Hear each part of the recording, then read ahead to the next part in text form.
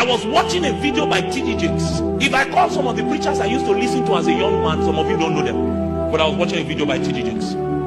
And in that meeting, it was his wife that they brought up to introduce him before he starts preaching. I never forget it. Never. As she climbed the pulpit, I had never heard that story. It's not in any of TDJ's books. The ones I've read. Let me say the ones I've read. It's not there.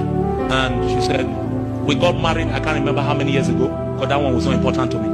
And a few weeks after their wedding, they were in an accident, and she became paralyzed from her head to her toe. Couple that just got married. And she said, I thought that he would leave me. There was no reason for him to stay with me. He said, but every day, he will walk into my room. He will carry me from the bed.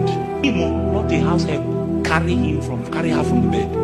Put her in her wheelchair. Then he will hold her hand and raise her up and say, honey, take a step. She said she will struggle. You say, it's okay, sit down. Not knowing that when he finishes, he will go back to his cave and go and meet God and say, the woman you told me to marry is for destiny. You are the one that told me she cannot be crippled. Then he will come out of the cave again, go through the same process, put her in the wheelchair and say, honey, take a step.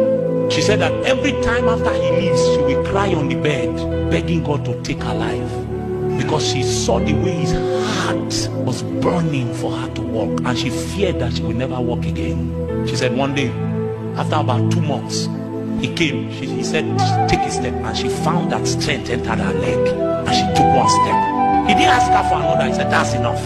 Put her back in the wheelchair. Came the next 3 days. He said, honey, take a step. He took one. He said, another step. She took another step. He came 4 days later. He said, take a step. By this time, his faith had begun to wow. The reason he could operate like that was before he married her, he knew what God said. He said, after a while, he told her, run. Then she raised her head on the pulpit. She said, that is the man I introduced you to you tonight. All he will tell you tonight is take a step. And whatever he tells you, my God will bring it to pass. I've never seen TDJs like that. He cried. He could not preach. He cried.